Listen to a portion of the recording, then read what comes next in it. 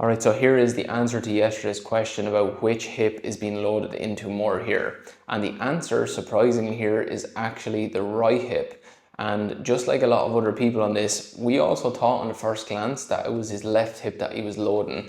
But if you watch as he's slowly coming down into the squat, it looks like his hips shift to the left, but what's actually happening is his pelvis is turning to the right, which makes it look like everything is moving left.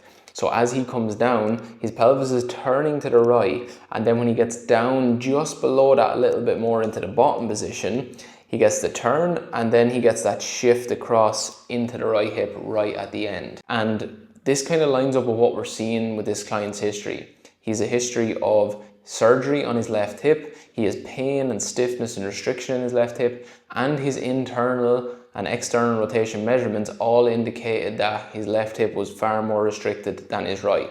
So the squat confused us initially in the beginning, but this is the value of the assessments. When he comes down, it's not a shift, he actually turns everything as a whole unit. So when he's coming down, his whole pelvis is doing this, turning to the right, and then as he gets a little bit deeper, he shifts and sits down into that right side just that little bit more. And you can see it by the line up here on his hips. It looks like his right hip is sitting lower. So the answer here is right.